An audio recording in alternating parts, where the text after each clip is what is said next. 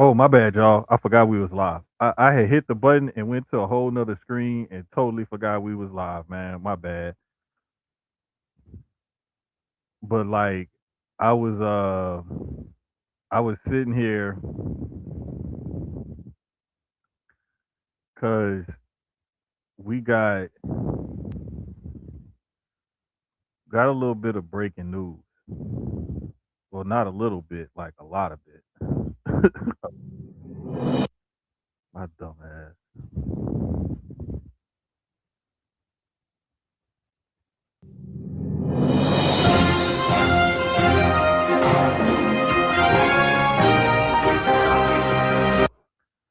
Breaking news as we open up episode 103 of Studio Sports presented by Dubby Energy. Trey Young has been traded by the Atlanta Hawks to the Washington Wizards. Trey Hawk Trey Young has been traded by the Atlanta Hawks to the Washington Wizards. Uh, Pulling up the details right now for CJ McCollum and Corey Kispert. I'm sure there's going to be some other pieces that's going to be involved in that. Um, But yeah, man, Trey Young is no longer a member of the Atlanta Hawks, as has been rumored for quite some time now. Um, when the Hawks didn't extend him this past offseason or last offseason or whatever, the writing was pretty much on the wall. Everyone knew it was time to come to a breaking point, and it got to the point where he and his agents and his team and the Hawks were having some discussions and everything, and they came up with a plan and an exit plan and everything. Um, and there you have it, tricks are for kids. The crazy part about it is that the closest this team has ever gotten to doing anything major was when he went up to New York and downed the Knicks in a playoff series up in New York. So that was pretty dope and everything. But I'm just saying though, like, man, this is crazy. He's only 27 years old. He still has a lot left in the tank. Um, Solid point guard scorer. He had the reputation of Steph Curry light or Timu Steph or what have you for his penchant for deep threes and whatnot. But don't look past his playmaking ability because he's been able to average you know upwards of you know 7, 8, 9 assists a game. So it's not like we're talking about some one trick pony or anything like that. We're talking about a guy who has you know held substantial, has put up substantial numbers in this league.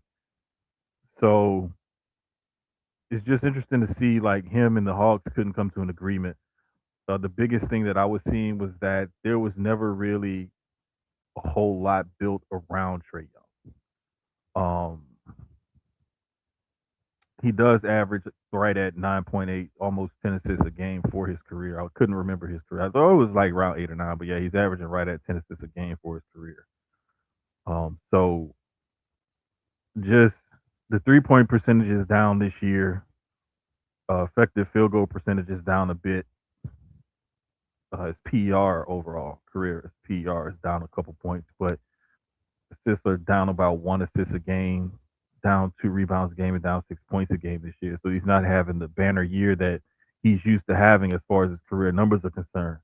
However, um, with him and the team not being able to come to some sort of agreement um, on an extension and how they want to move forward, it was best for them to part ways. So that's what we got. And I mean, hey, it is what it is. It's just one of those things where I mean, yeah, he's only played in 10 games this year. You're right, but at the same time,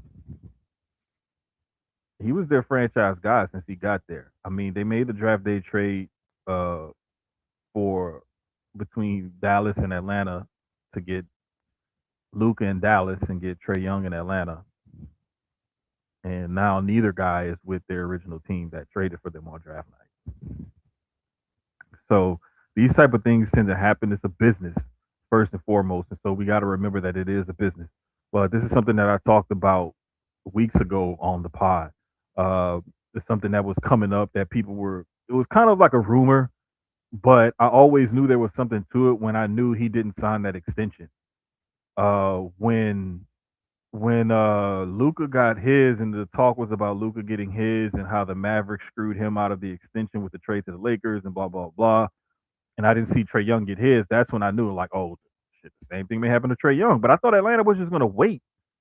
I was like, well, maybe they're gonna wait because they've held on to him and they've tried different iterations around him. They're probably just gonna, rebuild around him again, or try a different iteration of his team. And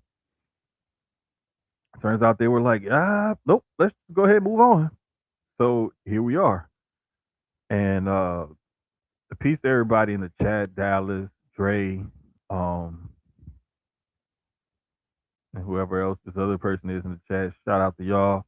But yeah, man. So it's a wild, wild thing. It's a wild thing. Um, Dallas says he wanted to be the big fish in a small pond. He doesn't want to be second or third fiddle on the contender. Nah, I really think that the thing is, it's it's just they never put anything around him. Like, his best teammate, I want to say he just got it, was Jalen Johnson, but Jalen Johnson's been holding it down since Trey Young has been hurt. So he needed to step up in order to, like, say, hey, I can be the guy. And I guess they're going with the youth movement. Jalen Johnson is much younger, taller, more of an NBA build to his body, as Trey Young is a little slight. But I mean, to say Trey Young is so slight, barely 165 pounds, he's been pretty durable throughout his career, I want to say.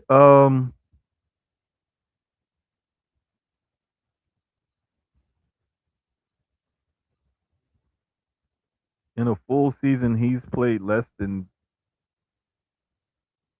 70 games, one, two times.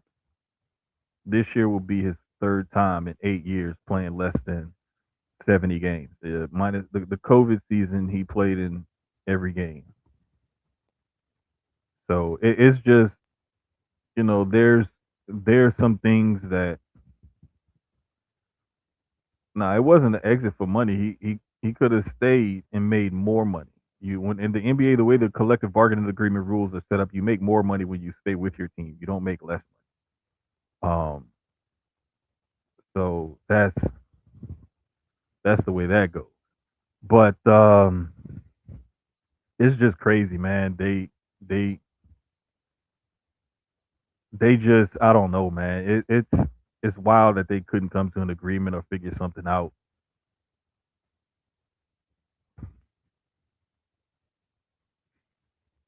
Don't extensions get done in the off season? No, extensions can get done at any time. It's just you become eligible at a certain point in the off season. That's what happens. So once you become eligible in a certain off season, that's when they're normally triggered or when they're executed. But they can be signed or put in any fucking time. So yeah, man, that's just one of those things that happens. You know, people people don't realize, man, that there's so much shit that goes on with some of this stuff, and there's a lot of moving parts and other things like that. And sometimes franchises just decide that they want to move in a different direction because they don't feel like they can continue on in the direction that they're in.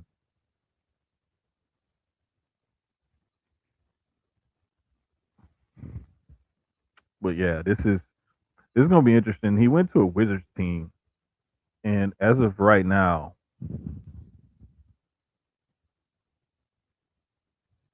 the Wizards are way worse than the Hawks. The Hawks are actually in 10th place in the East as of right this very second at 17 and 21.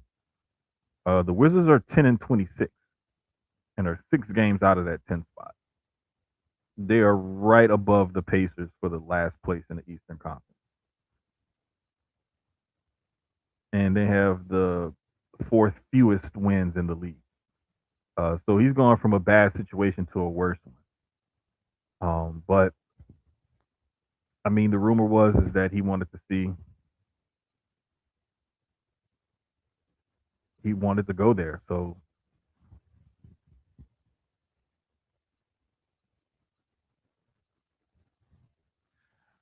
we shall see. I mean, this is just it's really interesting to me. It's really interesting to me. But I mean, to choose to go to the Wizards, like I want to go to a much worse team and situation than what I'm already in.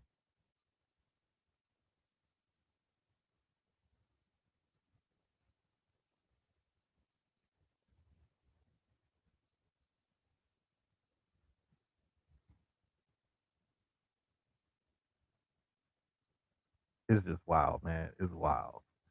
The next shoe to drop will be to see if the New York Knicks decide to make a move. Um, to see if Giannis gets traded. There's a couple other rumors. I want to say the Kings may have been involved in some trade rumors and stuff like that too.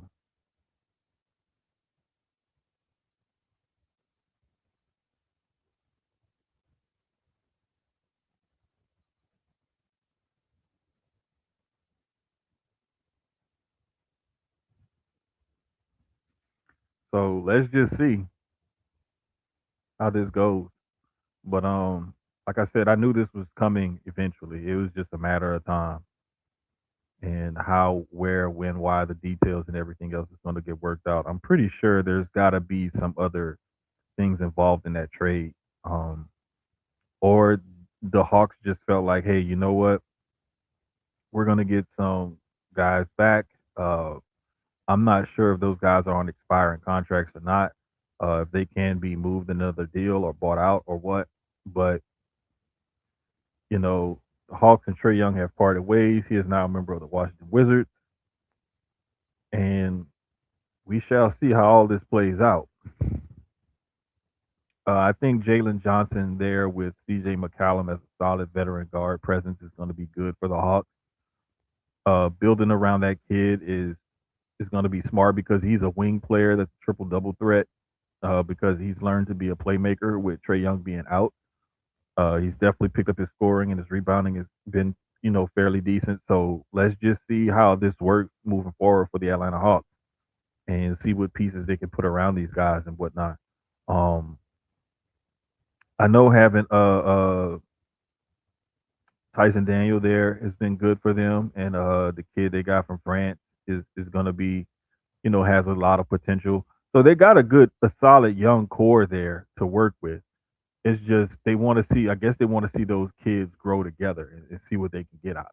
So we shall see, man. We shall see. But since we on the NBA, shout out to the Boston Celtics, man, and Jalen Brown for holding it down at the two spot in the East. They only a half game up on the Knicks as of right now in that two spot at 23-12. But they doing all this without Jason Tatum. And Jalen Brown has definitely stepped up and carried a huge, huge load for them this year. So we shall see. But I was very happy to see that, and I know my daughter was talking shit about it earlier because she sent me her grades and was like, "Yeah, my grades are good for this first semester, and the Celtics this and the Bills that, and blah blah blah blah." And I'm just like, "Oh my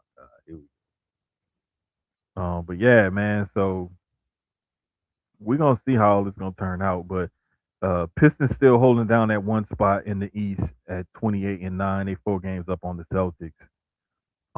So shout out to them. Um, Orlando's in the seventh spot. I thought Orlando was gonna be a lot better than that this year, man. I thought that they were poised to take a step up, especially with the trade for Desmond Bain, and they finally got that outside shooting and scoring presence. So I really thought that the Magic would be doing better than what they are. They're just I don't know what it is down there. I got to watch them more closely and see what actually is going on, what's causing them to hold down that 7 seed. Cleveland is another team that I thought would be a little bit better this year. They're in the sixth seed. Philly is surprising me. I'm not gonna lie. I did not think that they would gel and be this good this quickly at 20 and 15 in the five seed, and the Raptors holding it down in the four seed. Um, Rounding out that 7 through 10, like I said, Orlando, Miami 8, Chicago at 9, and Atlanta at 10.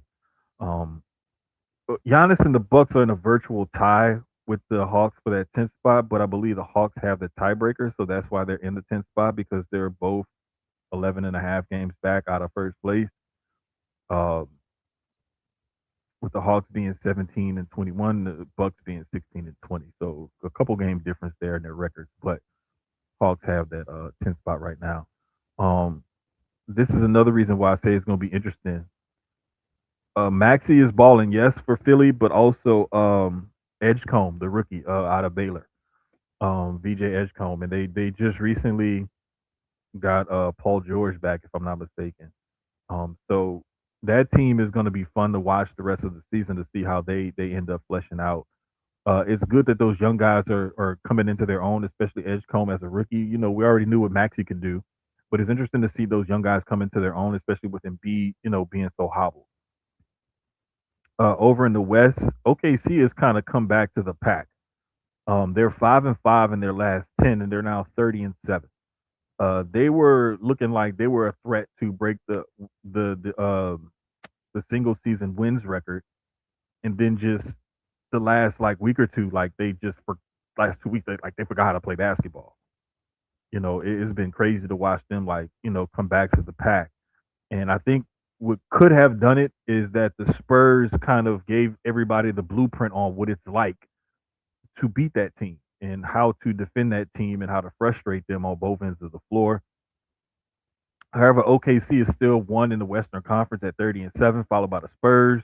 The Lakers are in the three spot, Nuggets in the five spot, Rockets holding down the five spot.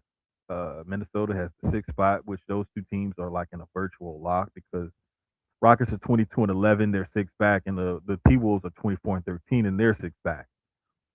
But then you got to think about it though, like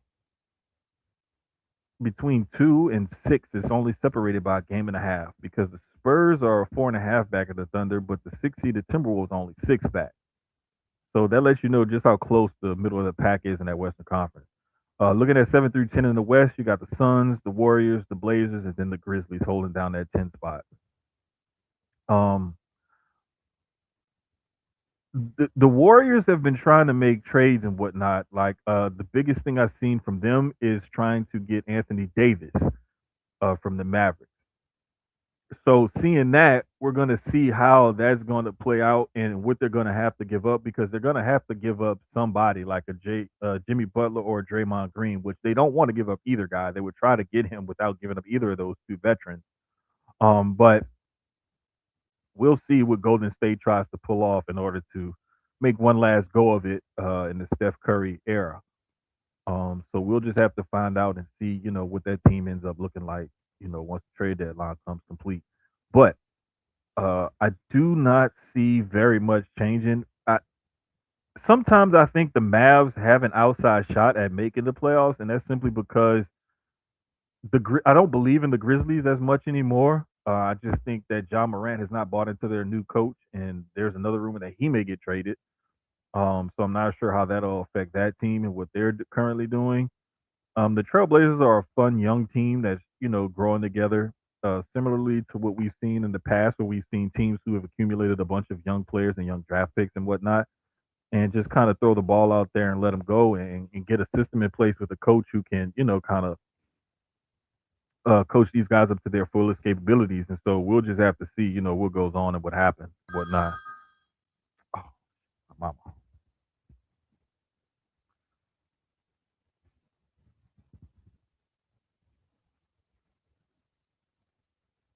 It's up, man. My mama should know by now. Wednesday at 8:30, bruh. Like you should know by now, man. Like, come on. Why I gotta keep? She old though, so I be having a reminder. She be forgetting this shit. Why she gonna text me back? Oh, I forgot. Did I leave a charge? No, I ain't leave no charger there. She called me to ask me, did I leave a charger at her house? Gotta love moms, man. Gotta love mom. She is hilarious. But yeah, man. Oh, but yeah, she's a Golden State fan. So when I was down there, she was talking about Curry and what they gonna do and da da da da da and all this other stuff, and I just be like, whatever, mom.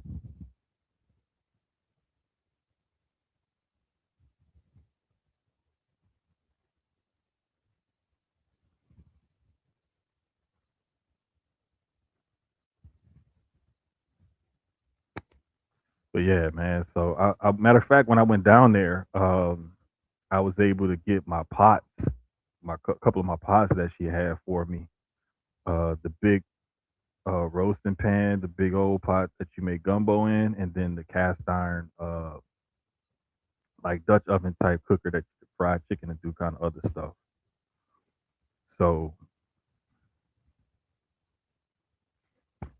man, I was so happy, bro. I made gumbo last Monday. Last Monday is when I made it. Yeah, because I came back Sunday afternoon and it was gonna be cold, and so boom, I like yeah, it's time to make this gumbo because I had everything. Like I had my sausage cut up, shrimp was already peeled, deveined, and frozen. The chicken was already there, and I had some crab meat put in it.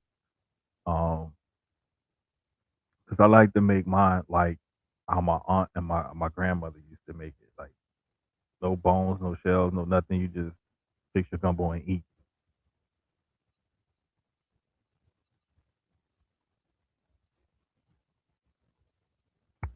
But hey, it is what it is.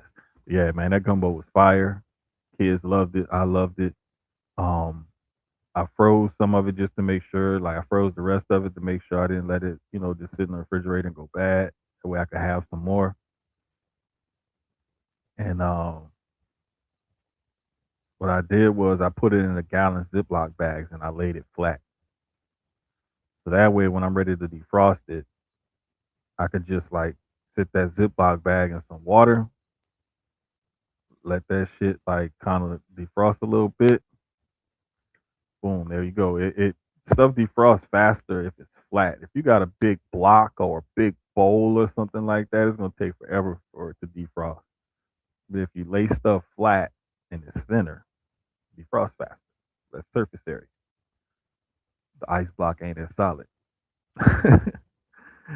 Little trick I picked up, just like paying attention to certain shit.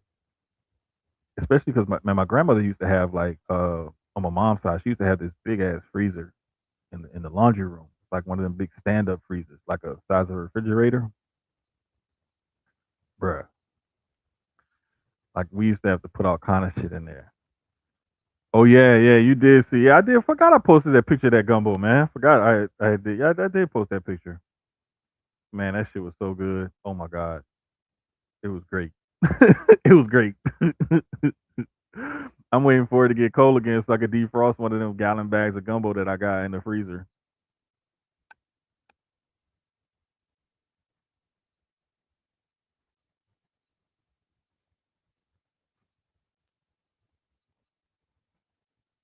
Fool, I told you I was making gumbo. I talked to you before I even went down there and said when I go down there I gotta get that pot. Because Clarence had called me and asked me about going to the LSU UH game because he had tickets. And he had asked me about the gumbo pot. I see exactly. I know I told you. Because I even told you when I came out there. I was like, yeah, man, I can't wait to make gumbo. Probably when I go back home and I get my pot, I'm gonna make gumbo in my big pot. Exactly what I did. But yeah, man. So that came out good. Was good to go home and see the fam for a little bit. But I'm gonna try to go back and go see my grandparents on my dad's side because I haven't seen them in forever. But yeah, man, I'm gonna definitely excuse me. Plus, I got some furniture, chairs, and some sofas that I gotta get from her house. She ready to put her house back together. She said so.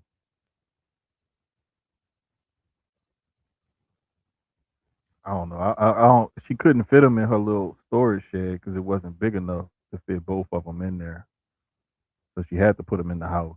But yeah, I gotta go get that, man, because I want to get rid of some of this other furniture I got here. But yeah, it was a good time, man. Real good time. Real good time visiting the fam a couple weeks ago. We took a little break and everything. Now we back. But yeah, man. So in the NBA, just to wrap that up right quick, like we seeing that the Thunder has come back to the pack a little bit, but they still got a 4.5 game lead in the West. Pistons still got that 4 game lead in the East. Those two teams look like they're like the Thunder were in the West last year, and Cleveland was in the East last year. So again, it's still early in the season. We're right at coming up on the midway point, the actual midway point of the season, because the 82 game schedule, everybody's around 36, 37 games roughly. So you know, we're right at that midpoint of the actual midpoint of the season, not the All Star break. Because the All Star break, I believe everybody's played like 50 or so games. So we shall see how the rest of this season plays out. But clearly, as of right now, the Pacers are. I mean, you could. I wouldn't be surprised, honestly, if we saw some smart ass writer give Tyrese Halliburton a vote for MVP just because the Pacers are what 6-31 right now without him, and we saw what they did last year, made it all the way to the NBA Finals. So I'm just saying, if a team goes from the NBA Finals to looks like they will barely win 15 games this year, like that's pretty significant because to go from where you were last year to that point this year, that's a hell of a drop off. Hell of a drop off. But I mean, it is what it is. But moving on to other things, by other things, I mean the NFL playoffs. The playoffs are set. Playoff picture is set. In the AFC, we have the Broncos with the 1 seed.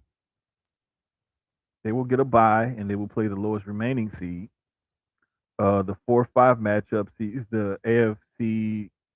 See in the AFC sees the Texans going to visit the Steelers on Monday night. We got the Bills visiting the Jags Saturday afternoon, and we have the Chargers visiting the Patriots Saturday night. So we'll see how the AFC plays out with the Broncos getting that bye. Um, I could possibly see the Broncos, either playing the Bills, maybe the Texans. I don't know if the Chargers have enough to beat the Patriots to say they'll face the Broncos.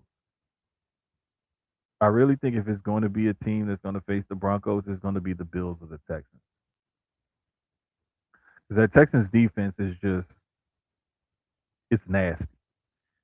And they fly around, and all that offense has to do, even though that offense has struggled a lot this year, all that offense has to do is score anywhere between 17 and 21 points, and they should win every single game. Because that defense barely gives up 15, 16 points a game. So scoring 17 to 21 should put you in a safe spot in order to win. The Jags have come on this year, but for some reason, until I see them do it in the playoffs, I do not believe in them. So that's why I'm 9 times out of 10 I'm going with the Bills over the Jags. And like I said, I just don't feel like the Chargers have enough to overcome the Patriots because their offensive line is in shambles. Um, they got Marion Hampton back at running back, and that defense has been decent. But I just don't think that they can protect Justin Herbert well enough and give him enough time to get the ball down the field. And that I don't think that I just don't trust them. And the Patriots have been solid all year. So I just feel like that's how that game is gonna go. Then over in the NFC, you got the Seahawks with the bye and the number 1 seed in the NFC. You got the Rams visiting the Panthers, which the Rams are a 10.5 point favorite visiting the Panthers, which is crazy. Um, It's understandable because the Panthers basically backdoored their way in with that 8-9 record, winning the NFC South because they needed the Falcons to beat the Saints, which neither of those teams qualify for the playoffs.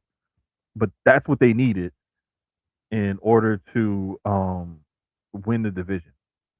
So I could see why the Rams are a heavy favorite over the Panthers. The 49ers visit the Eagles, which should be a really good matchup. Um, the Eagles have been up and down this year, and the 49ers have dealt with a ton of injuries. So that game should be really interesting Saturday afternoon. And then we have the Bears and the Packers, which, as much of a rivalry as those two teams have, it's amazing that this is only the third time that they've met in the playoffs. So that should be interesting as well. Jordan Love is healthy. He is back. He is good to go.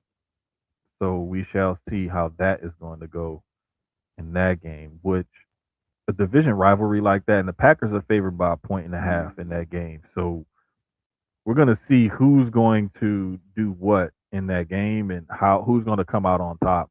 Um, wouldn't be surprised if the Packers won that game, but I also wouldn't be surprised if the Bears were able to beat the Packers. That was kind of a coin flip for me, but I'm gonna go with the Packers because they have more experience. I think I'm gonna go with the Packers in that one. I think I'm gonna go with the Eagles to get it done at home against the 49ers, and I'm definitely going with the Rams over the Panthers. So Seahawks will most likely face either the Packers or the Rams because I don't feel like the 49ers are going to be able to do it. Matter of fact, one of their one of their linebackers just got hurt and he's out for the season now. And he was one of the guys that stepped up after Fred Warner got hurt. So it's like shit. They really have like they're dealing with a ton of injuries again.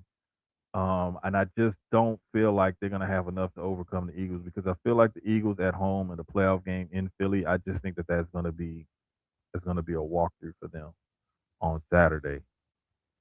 I'm sorry, yeah, they're playing Saturday, and then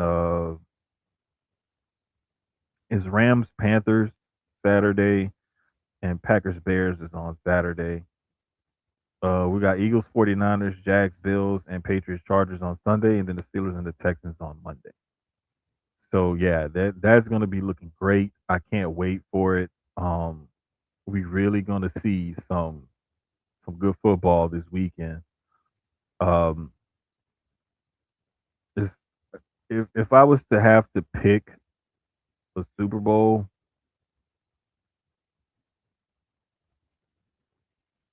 hmm,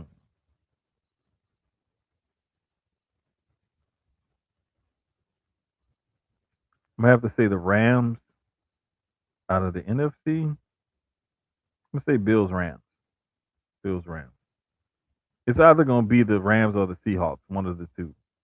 Because I just feel like in the NFC, those two teams have been pretty consistent all year on both sides of the ball. And if they stay healthy, I could see either one of those two teams coming out of the NFC. Over in the AFC, man, it's hard to argue against what the Broncos and the Patriots have held it down all year. But with them having young quarterbacks in the playoffs, I'm not sure if they're capable of getting it done just yet. So I'm a little bit leery. And the two teams that I was looking at would be the Bills and the Texans. Not just because I live in Houston, but because that defense is ridiculous.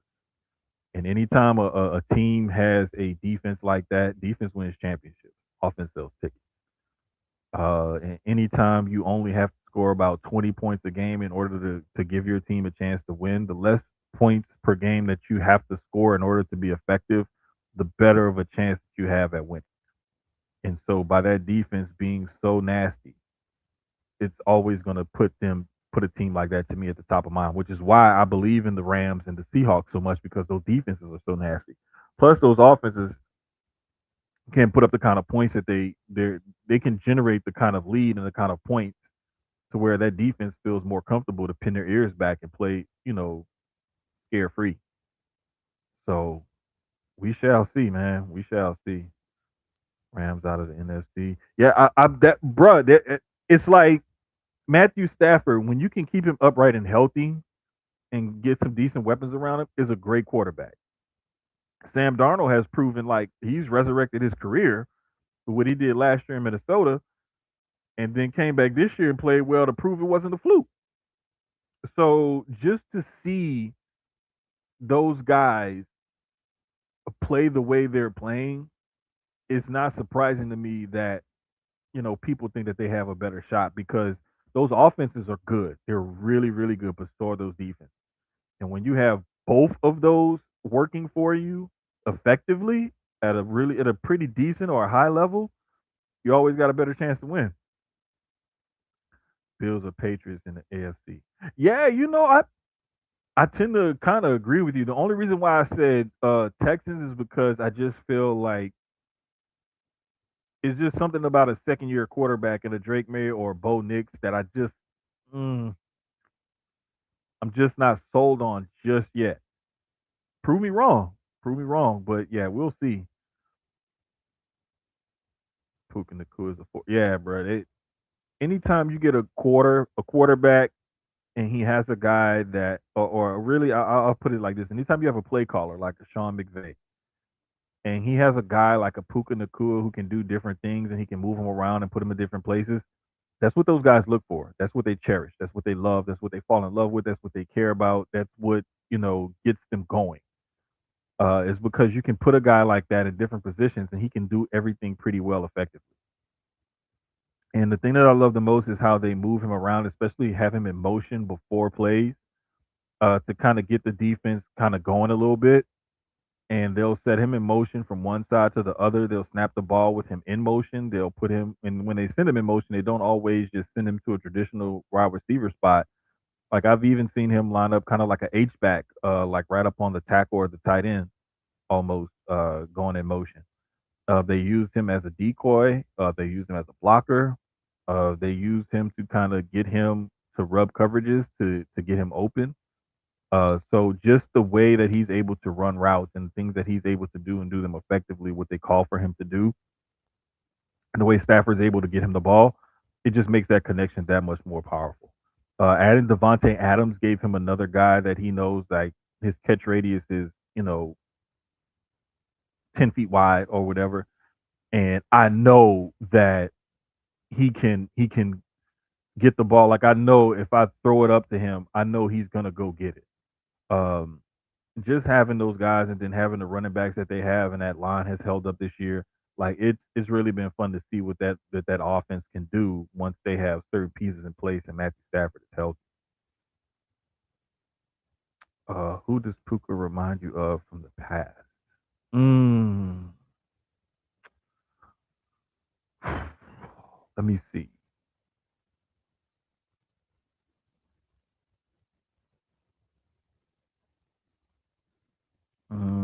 Definitely not Moss. Definitely not To because those guys were like athletic freaks. Not really Harrison because Harrison was like this really quick an athletic route technician, right? More of a Jerry Rice, I would say, but like a different version of Jerry Rice. I'm trying to think, man. Like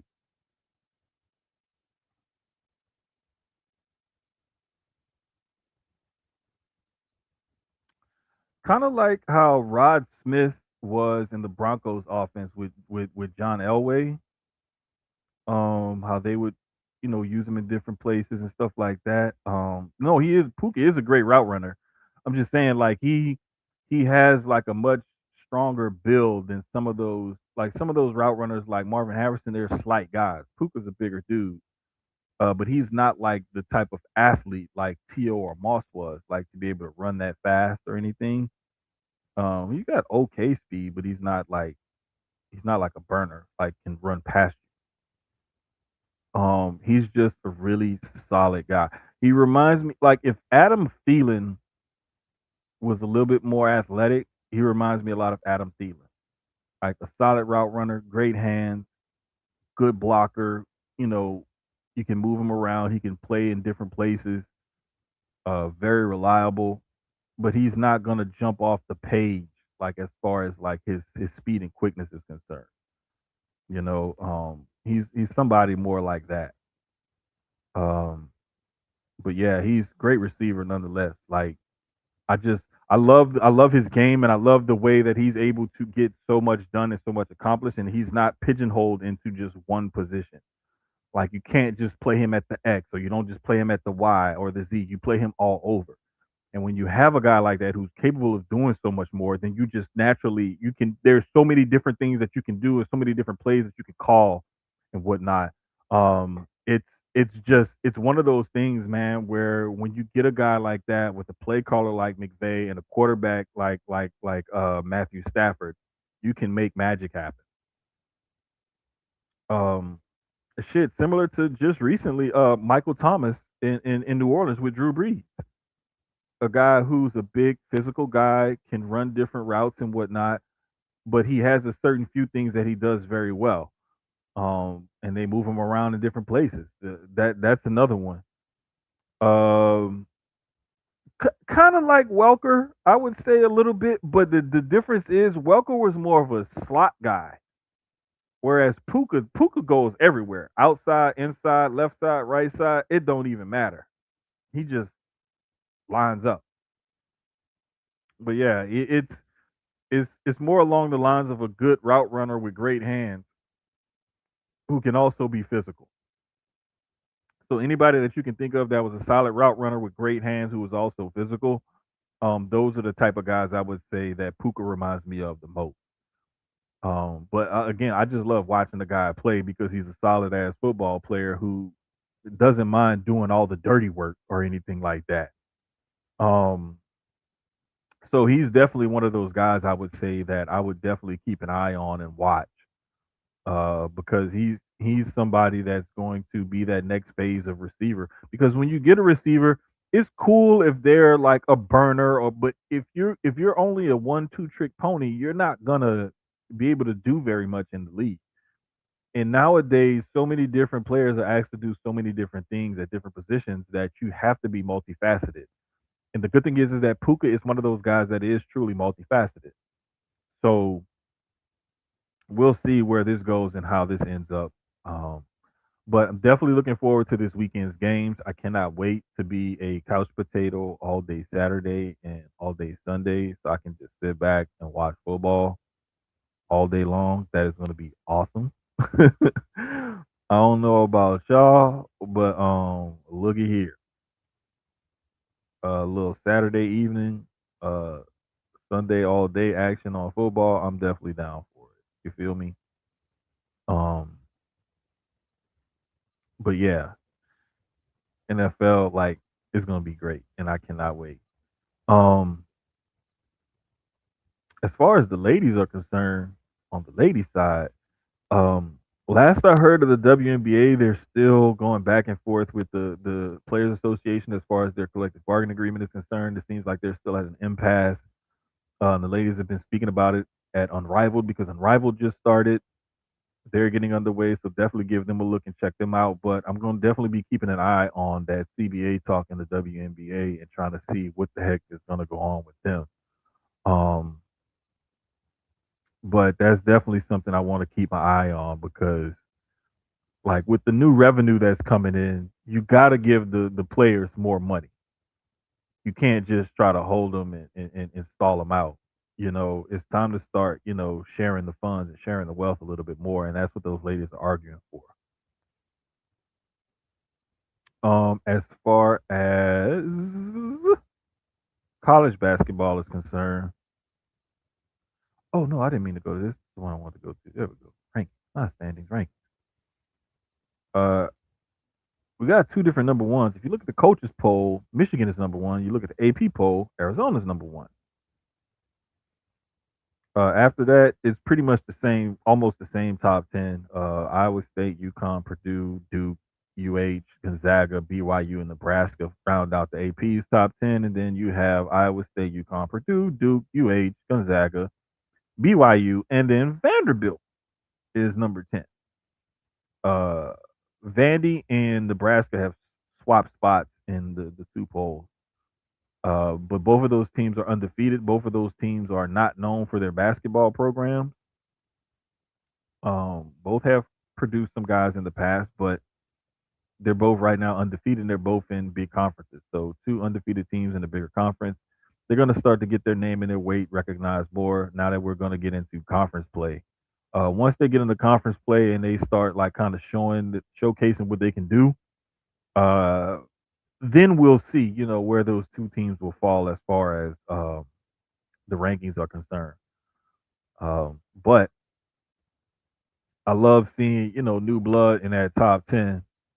Um, Being that they play in Vanderbilt and SEC and in Nebraska and the Big Ten, you're going to see them play some tough conference games. So this is where the pedal the the pedal meets the metal. This is where the rubber meets the road, where it's time to like show up and shut everybody up. Like this, out of conference schedule is no fluke. This record is no joke. We're for real. Um, Still got a handful of undefeated teams. Got a bunch of one loss teams in the rankings in the top 25. Um, and like I said, this is the part of the season where it gets down to the nitty gritty because now you're playing teams that know you very well. The coaching staffs know each other very well. So now it's time to like show up or shut up. Basically, it's shit to get off the pot. It's that time of the year in college basketball. Over on the women's side of things, pull up the rankings quick. We got pretty much the same top few teams that we've had over the last couple weeks. With UConn, Texas, South Carolina, and UCLA holding down 1 through 4. That has not changed. Over on the AP side, we got OU at 5, Kentucky at 6, Vandy at 7, Maryland at 8, Michigan at 9, and Louisville rounding out the top 10. On the coaches side, we got OU at 5, Vandy at 6, Kentucky at 7, Maryland at 8, Michigan at 9, and TCU at 10. Same thing on the ladies side. I'll say it on the men's side. You got a bunch of undefeated. You got some one loss teams in there. You got a couple two loss teams in there. But again, we getting into conference play. This is where the rubber meets the road. You know what I'm saying? Um, LSU. Oh gosh, I can't remember who LSU lost to, but they dropped 7 spots. They was top 5, but they dropped. I can't remember who team they lost to, but they're the biggest slider on the women's side. Them and TCU. TCU dropped 5 spots. Over on the men's side, I forgot to see who were the biggest sliders. Biggest risers were Kentucky and Vandy. They're both up 5 spots into the top 10 now. Both of those teams into the top 10. OU is up 4 spots on the coach's side. OU is up 3 spots on the coach's side, and Vandy and Kentucky are definitely up 5 spots. No, I'm sorry, Michigan State. Michigan State is up 9 spots. They went from barely making it to the top 25 to at 15. So they were the biggest gainer this past week. Over on the men's side, and let's take a look at this. Biggest fall was Kansas, dropped 5 spots on the AP side, 4 spots on the coaches side. No, I'm sorry, Louisville and North Carolina dropped 5 spots on the coaches side, and North Carolina dropped 5 spots on the also dropped 5 spot on the AP side.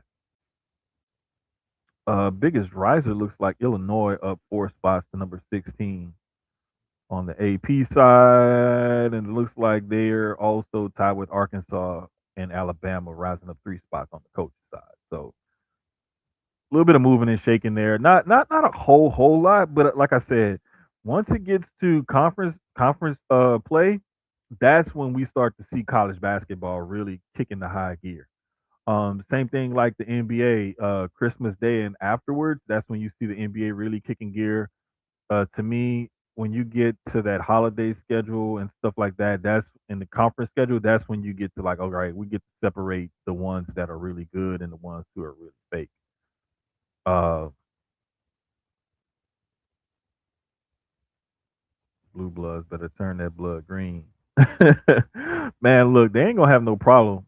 It's when you get those smaller schools that got a bunch of juniors and seniors on their teams going against one of those Power Five schools that's got like, you know what I'm saying, fucking a bunch of one and dones and whatnot, and those group of juniors and seniors been playing together all those years, and they got certain things in place, man. That's when you see, you know what I'm saying, those teams tend to really separate themselves, and it's all because of the chemistry and just basketball IQ. That's what separates everything.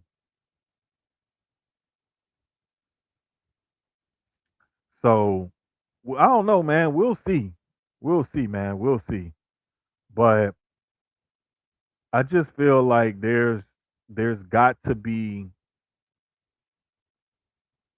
some separation at some point, but nobody's really separating themselves just yet. Um, the closest I've seen the separation, to be perfectly honest with you, it normally happens on the women's side of things. Because we always tend to see one or two, maybe three or four teams that look totally dominant for the year, and that's like, okay, these three or four teams are probably going to win a national championship on the women's side. On the men's side, it's becoming more difficult and more muddled. Not just because of one and done it in NIL, like it's always kind of been like that. Because you'll see a team that looks really good and looks dominant, but then tournament time comes, or conference tournament time, or that conference schedule comes in, and then they don't look as dominant as they did before. On the women's side of things, you tend to see that dominance continue through conference schedule, conference tournaments, and in the tournament. It holds more true on the women's side. But again, I'm looking forward to watching both seasons play out. Um, we've had a string of crazy performances. Like I know Hannah Hidalgo at Notre Dame has been going nuts the last week or so. Audie Crooks has been putting up stupid numbers. I'm trying to think of who else on the women's side has been standing out. There have been a few of them, but oh gosh, the guard from UH last night. I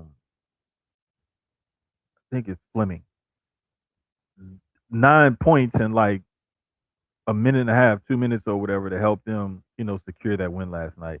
Like it's just certain little things that we see that these kids do that I'm always impressed with. Cameron Boozer over at Duke has been just every bit of as good and talented as he was with the hype coming in. So that's another thing to watch there. But yeah, man, it's been solid so far. Been really solid so far. College basketball season. I'm looking forward to getting into the nitty gritty things when it comes into the conference tournaments right now. I was gonna be watching some college basketball right now, but I'm sitting here watching this Lakers and this Spurs game. The Spurs got the throwback court with the teal, the pink, and the orange, and the little southwestern design on the court and whatnot. Um, so that's always kind of funny to see. And LeBron is not playing tonight, so to see Luca and the squad go at it without LeBron is always interesting to look at. But yeah, man, I've been really enjoying basketball again this year. Definitely got to check out some of the unrivaled games since they've uh, started and kicked off and everything. Um, Definitely want to check some of them out. Now the other thing is too the college football playoff. I knew it was something else. Um, Looking at this playoff, man. Hold up, let me pull up the schedule right quick. There we go. Okay, so in these, let's see.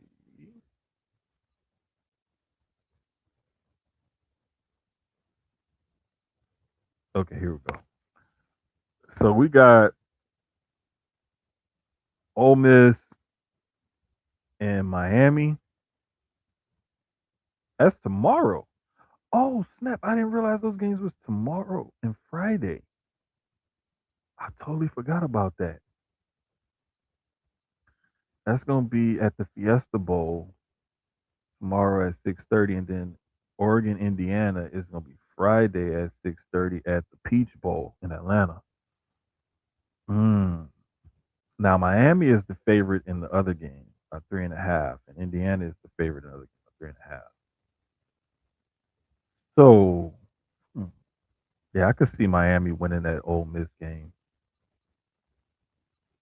and then I could definitely see Indiana beating Oregon in the battle of the two guys that they feel like are the top two quarterbacks that potentially be in this draft, even though Mendoza has not declared or Dante Moore has not declared as of yet. So that's going to be interesting to see.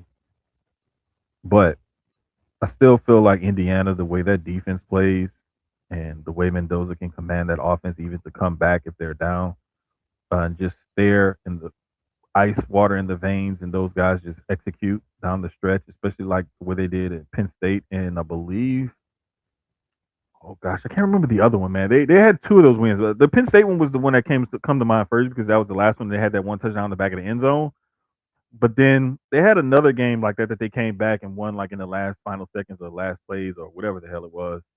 A few little things or whatever. But man, it's gonna be so dope to see though. Like I can't wait. Um, but I definitely think it's gonna end up being probably Miami and Indiana playing in the championship game on the 19th. Best thing about the Hurricanes, Michael Irvin. Hell yeah, bro.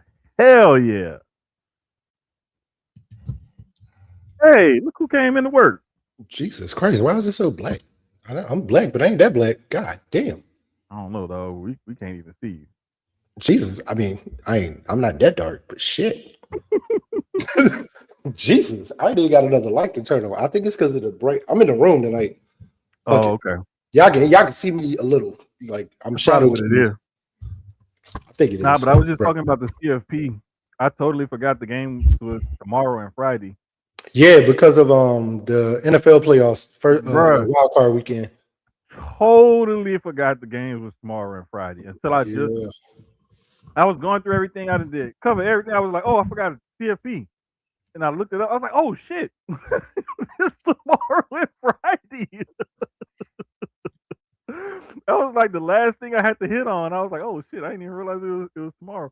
All right, But yeah, Dre. man. Relax with that midnight black. I definitely see Miami beating Ole Miss. I just feel like Ole Miss is, that Cinderella slipper is going to fall off eventually. And what they're doing, continuing to play the way that they've been playing without Lane Kiffin is great. But Mm-hmm. with them missing certain position coaches this week and stuff like that, and that staff shrinking again this week to prepare for this game, I just don't feel like they're gonna have quite enough. And I think with all the stuff hanging over Trinidad Chambliss's head with the NCAA and everything, I think that has to be some sort of distraction for them this week. Yeah, and I mean it's wrong. It reminds me of Ohio State last year. How Mm-hmm. at the end of the season that Michigan game turned it around for them. Miami's kind of had that same thing where they Mm-hmm. got it together and they're rolling at the right point in time. Nobody had them beating who was it first? Texas A&M the first game. Mm-hmm. Nobody. I love Miami. That's my team. Then nobody had them beating Ohio State for sure.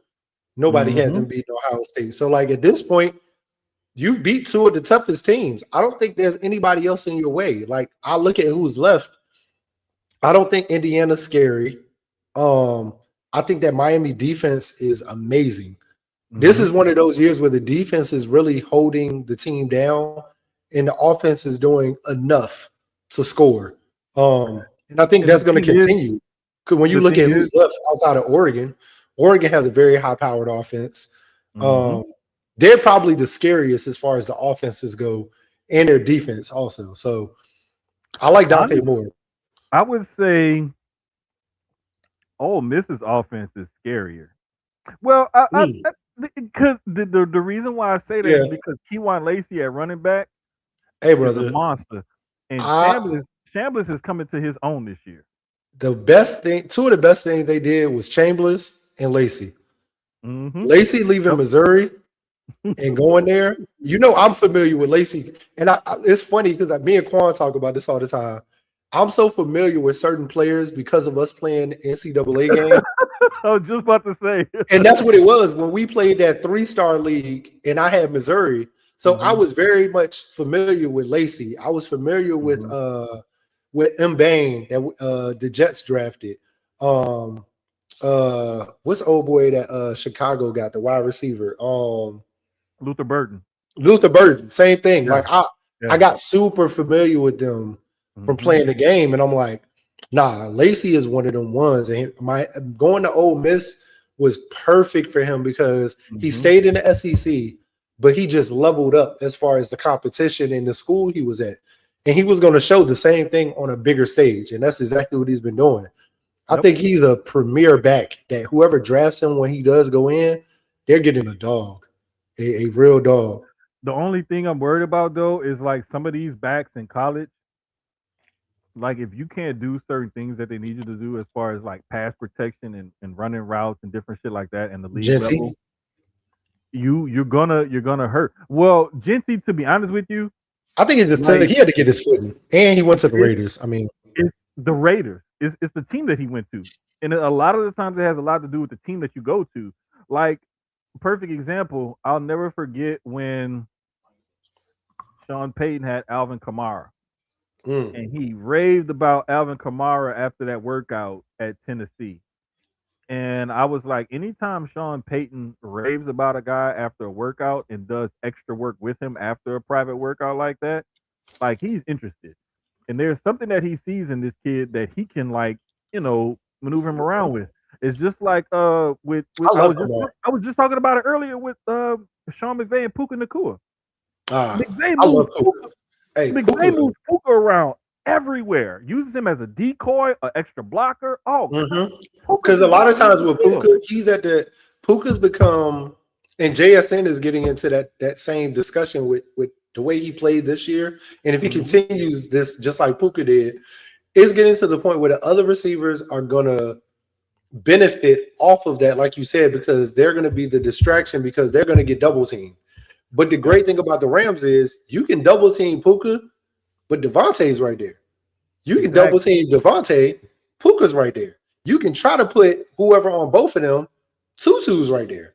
Like they have, and They then they you got got they weapons. have weapons. Then you got Higby and I forgot the other. They got two tight ends. They really have, Exactly. or they're gonna run the ball. Like they have a lot on that offense now to where you have to watch for everybody. They're probably one of the Yeah. most dangerous teams in the playoffs this year, in I my opinion. said when I was picking because earlier I was talking about it. I said, okay, if I had to pick two teams out of each conference that I feel like could make the playoffs, it was the Rams and the Seahawks in the NFC, and it Mm, was the Bills and the Texans in the AFC. And the only reason why I picked the Texans over the Patriots or the Broncos is because I've seen what CJ Stroud can do because this is his third year in a row doing this, and that mhm. defense is nasty. Anytime you have a team where it's like, okay, if the offense can score 20, the defense gonna hold you down. Yep, That right there alone is like, okay, I know that offense is struggling, but they're putting it together. at the If right that time. Yeah, if that defense can stay the way they've been playing, I don't give a fuck what the trends say about teams with so many game winning streaks heading into the playoffs. They've never made the Super Bowl. I just look at this team as like, no, this team is built different because of the way that defense is. Mhm. And I just feel like I'm not quite sold on Drake May and Bo Nix yet in their second year, but hey, they I'm may not fuck either. around and prove me wrong. I, I'm I'd be not glad. either.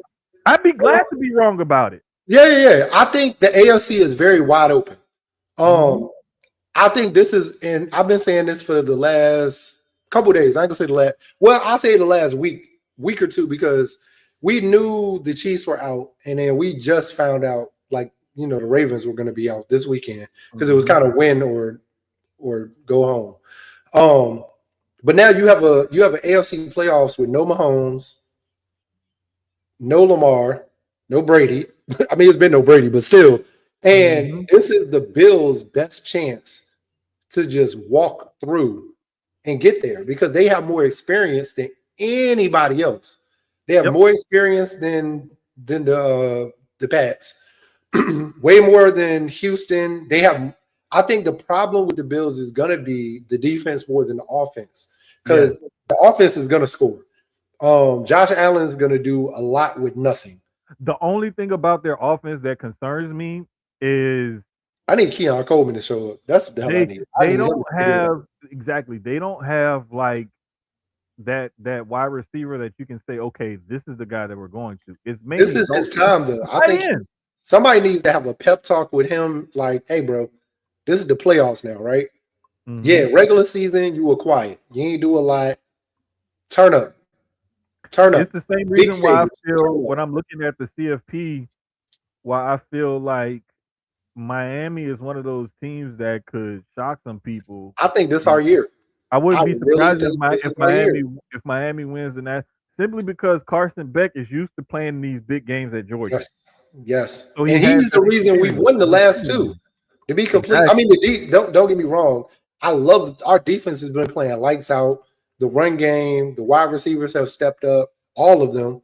Mhm. Daniels and Malachi Tone, not Tony, but Malachi, them two. Getting Daniels from LSU, and me and you talked about this in the beginning of the season. I said that he was going to be the difference maker for Yep. that offense. I wasn't super familiar with him. I was, but wasn't. I know Hmm. you were, and we had talked about it. Hmm. He's a key piece. Tony, I mean Malachi. I keep wanting to say Malachi Tony. I think that is his name. But Yeah, that's his name. That's that little freshman, yeah, bro. He yeah, is, he's a bro. bro. He reminds me so much of Jeremiah Smith of Ryan Williams. Like he just has it. And I hope Miami doesn't lose him to NIL or a bigger school or something like that. I'm really hoping that he wants to stay there and build, with that program. Um, Not just being a Miami guy, but just in general. He's such an X factor though. It's like Yes. he reminds me a lot of a little bit of he got a little Steve Smith in him A little Xavier Worthy too. That type because of like, he's fast, but yeah, he can be physical. yeah, And that's why I say he reminds me a little bit of Steve Smith because Steve Smith was one of those right. Steve Smith was only 5'9", 180. He wasn't like this huge dude, but Steve Smith was tough as shit and he didn't back down from nobody. He wasn't scared to take contact or anything. He wasn't scared to go across the middle. He wasn't scared to do a lot of different things. And the thing about it is they use Malachi Tony almost similarly to the way, kind of like how the 49ers used to use Debo Samuel in these different positions and stuff. And he can get the ball out of the backfield. He can line up in the slot. He'll line up out wide. Like they move him around that much that he's one of those X factor type of players. And I love watching those kind of guys play and get used properly in the offense. And he's just one of those guys when he's on the field, it's always, hey, where is 10? Where's 10? but Locate 10. Where's 10? He's one of those guys. And whenever you have a guy like that on your team and the defense has to focus on him, where he's at and what he's doing, that takes a lot of their attention away from everybody else. And just like we talked about with Puka, with JSN and some of these other guys, when you have a guy on that offense that takes the defense's total attention away and mhm. focuses it on him, it opens it up for everybody else. All you need is the offensive line to hold up and the quarterback to make the right decision and put the ball where it needs to be. Yep, yeah. So I'm really looking forward to these games that's coming up this weekend with the playoff This game, I was gonna college say this next football, 4 days and is gonna be amazing.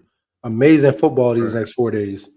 I can't wait. Sam, I'm locked in. I'm definitely locked in. I I cannot wait. regard even with us playing, like I'm just excited in general. Like playoff football on both sides, college and the NFL is amazing because that's when you find out who's a contender and who's a pretender. Like you really find out Exactly. who wants it and who doesn't and who wants it more. Hmm. Um, we're gonna kill the 49ers. I'm not worried. I gotta Hey see it. man, this is this my But thing with that I game, might be a little scared of the 49ers only because, and I've talked about this, they are the epitome of next man up to bruh. the fullest. I was just like when I was talking about the game earlier, I said I think that they have one too many injuries to beat the Eagles, but all it takes is for the Eagles to have one of them off games and the Uh-huh. 49ers are gonna they the 49ers, they don't play up and down. They play pretty consistent. The Eagles have been up and down this year. If they have one of them down games, they're gonna lose. Man. I was telling somebody the other day, man, I want to fire our OC so bad, and I want Cliff Kingsbury to come over. because I like he's a quarterback coach, and he's the kind of coach that Jalen needs. Hmm. Like Kingsbury would do so much with our offense. Oh my god! Like I know he would. I I really think do. you know who else they But need to go I and think talk he. to. Um, Gosh, he used to be the OC for the Ravens with Lamar, and I want to say he was with San Francisco at one point too. I cannot remember his Uh, name, but you talking he about worked. before the last OC? Not the one that's there Yes, now, but the one that yes. over the one before the one that got I can't remember his the name, but I Seahawks job. know. Yeah, I know he used to work with Kaepernick and them, and then he worked with Lamar early on. I can't remember his name, but he would be Daryl Bevel would be another guy to look at Mm. because he was with Seattle when they had Russ in his early years. Ah, okay. I'm trying to think of the newer young up and coming coaches. That could be a good OC. Yeah, this I'm really in Todd Monken. Todd Monken.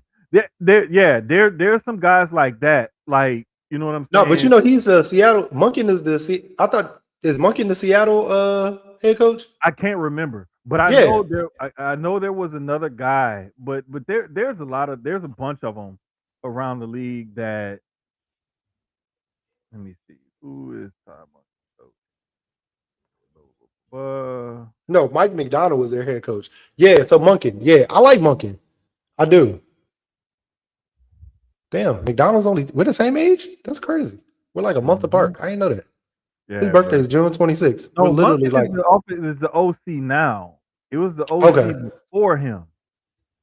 So it was Mike McDonald, and Mike McDonald is the no Mike McDonald's the defense. He was the defensive coordinator. So Bro, I can't remember who's who the it was, OC? man.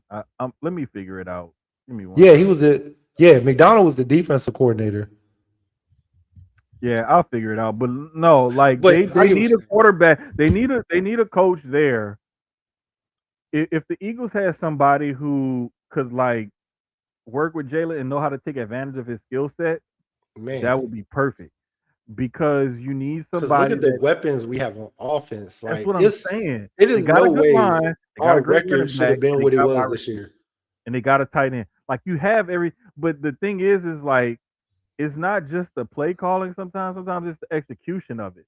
Yeah, yeah, And it's for like sure. I'm not knocking Jalen or nothing. It's just like it seems like how sometimes how players complain about how offenses are too complicated or too this or too that.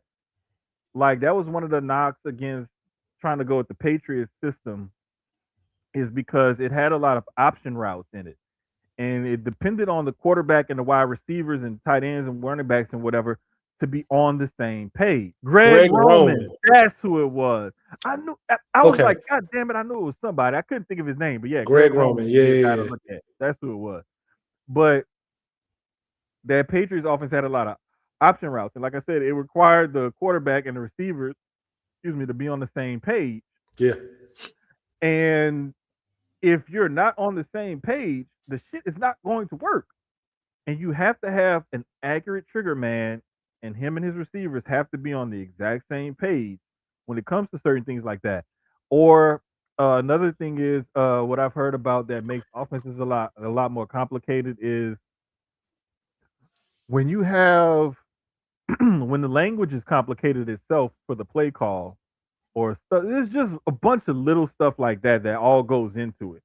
Bottom line, what the Eagles need is somebody that knows, hey, I have an athletic quarterback who can be pretty accurate, but these are his strengths, these are his weaknesses, these are the weapons that we have. Let's take advantage of it. And one thing that I love about play callers like Kyle Shanahan, Andy Reid, Sean McVay, Sean Payton, is that they look at what they have and they're like, okay, how can I cook with what I got? Mm-hmm. How can I cook with what I got? And they'll figure out something. And it's just one of them things where you just have to figure it out. On the defensive side of things, when I look at a guy like a Steve Spagnuolo or Aaron Glenn or guys like that or D'Amico Ryan, like I know they have certain styles of their defense that they like to have. Like D'Amico likes fast guys, guys who can run and get to the football. Spagnolo loves to mix in his blitzes and stuff like that. There's just certain things that certain coaches that's their calling card. But you always want to make sure you maximize what your quarterback can do. And if Mm-hmm. your quarterback is severely limited, well, then you need to make sure you put everything around him in order to help him succeed.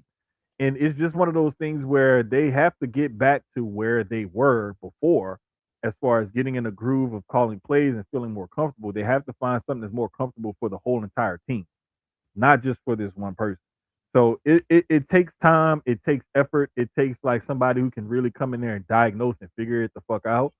But I have no doubt that that team is going to figure it out because anytime you have that kind of talent, it Yeah, shouldn't be hard for you to figure it out if you're a quality coach. that's why I'm looking at like, and I'm sure you went over it already. I'm looking at a lot of these head coaching vacancies right now. Man. It is some very interesting and good jobs out there. Of course, the Ravens job being, in my opinion, probably the best one because you have an I think so. MVP quarterback. I Hmm. think, in my opinion, the second best job out there, the second and third, and it depends on where you want to rank them. I think the Giants and the Falcons are 2 and 3. I personally, it don't matter who's two, who's three, but those three are probably, in my opinion, the top three jobs because of the rosters that are already there, and you needing to add the right free agents and the right draft picks to go along with that. Bringing in the right staff, of course. I think Atlanta probably is number two just because of Bijan. You got Drake London. You just need to add one or two more wide receivers, shore up that O line a little better. The Giants, you just have a young team, and I love that. I love you have a young quarterback, a young running back. You have a young wide receiver in Neighbors. Theo, what's his last name? I forgot his last name, but the tight end. Like you have a very young offense that is going to grow and mesh together. So I love it. I think if you're on a rebuild, if you're one of those coaches that is good and ready to come into a franchise on a rebuild, the Raiders, I think, are the best just because they need a quarterback now. They went out and got the running back. Hmm. They also need wide receivers. They have no receivers. I like Trey Tucker. He's probably a good number two piece, but now they need to go out and find a number one wide receiver. You got Brock Bowers. I like the O line. The defense needs to be fixed a little bit. I like the Raiders as far as the um, best of the project teams in a sense. If you're the Jets, of course, have all those draft picks, so they're going to be the team where I really can come in and do it. I can mold this team the way I want. New No, quarterback. Aaron Glenn coming in. Aaron Glenn came back. Oh He yeah, coming Aaron. I forgot back. they got Aaron Glenn. My bad. Yeah, Tennessee. they didn't. Tennessee's Yeah, another one. Tennessee is the one. But see, Tennessee. Tennessee is a weird one for me because they got Cam and they got Hmm. Ao Maynard on offense, and I like their tight end. That's it. They need a running back. They need the O line. They need a lot of O line. They need hella receivers. The defense also like that is a pure project team, and I'm not sure what coach I would want to come in. I don't know if you need a veteran coach or a young Hmm. college coach or just a young coach that looking for an opportunity. Tennessee is a interesting job because it's hard to tell which direction you need to go in as far as coaching. Well, Um, the thing is, I'm pretty sure that they're going to try to find somebody that can deal with Cam Ward because they just drafted him number one overall last year. So I think that team. Now, the one that's interesting is the Cardinals' job because it's like, yes, I keep forgetting about that one. do Yeah. you think do you think you can do something with Kyler Murray? Is the Or are we organization moving on ready? from Yeah, Kyler? is the organization ready to move on from Kyler Murray? And what are they going to do about it? Or do you think you can work with Kyler Murray? I'm gonna be honest. Kyler need to just go ahead while he's still young and just go to baseball, bro. Like, just go ahead. You did football for a couple years. You made your money. Mhm. Now go make that big money over there. You're still at an age where you can be a pitcher because you haven't thrown your arm out from football. I want to say he He could was. be a closer or a I reliever want to say and he was still like a. make big money. Yeah, but I think he was like an outfielder. Was I he? I don't know thought he if he was was a. outfielder. Hold on, let No, me he look. was like an outfielder or an infielder. I can't remember. He played defense. He wasn't a pitcher. I can't remember what position he played, but he wasn't a pitcher.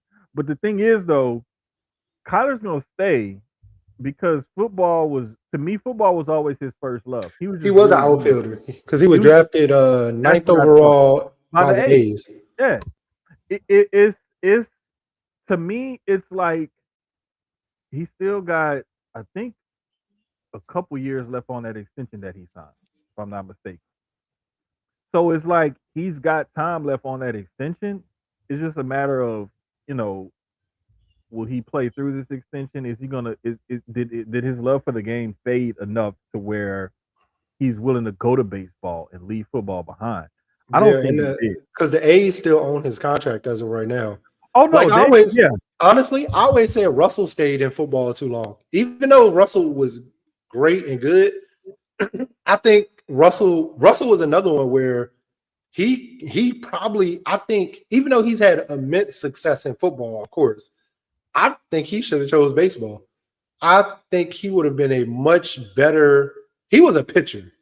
I do know that, but I think Russell would have been way better. Um, but you had Kyler who was drafted in the top 10 in the MLB draft the year before, and then the next year he goes number one in the NFL draft. So it's like he could have chose either road that he wanted to go. But I think this is a time where he should just try baseball. Do a Dion, man. Do an MJ. Walk away from baseball. I mean football for a little while. Go to baseball and make sure that this is what you want to do and where you want to be. Hell, do a Dion. Do both. Figure out how to do both. Yeah, I just think that like this whole hiring cycle right now, um, for the NFL is gonna be really interesting because one of the most interesting rumor that I heard was that the Dolphins were in contact with John Harbaugh. Everybody's going to be in contact with Harbaugh. I'm going to be honest. Wait, the Hell, Dolphins we don't might even be have in a head. contact. Wait, Sirianni might be on his way out. Might be the lose. Let me Dolphins tell you don't something. even have a coaching vacancy. They don't. Nobody does. But it's one of them things like, right, I got my quarterback. But let's say a Lamar Jackson or a Pat Mahomes hit the market, right? I got my quarterback, but I'm gonna go over here. I'm not. I ain't gonna act like I'm not gonna talk to Lamar or Pat Mahomes. I'm not gonna act like you know what I mean. Like we've seen it before with quarterback when a Brett Favre hit the market. Do you think teams that had quarterbacks did not? Who had a quarterback when he went there? Was it Minnesota or was it the Jets that had a quarterback? But he came Um, in and it was like you got your quarterback, but look who damn, hit I the can't market. remember. I can't remember who it was, but the thing is though, So I'm not like surprised anybody is interested in Harbaugh. I think the most surprising thing is the disrespect that I've seen from a lot of Ravens fans.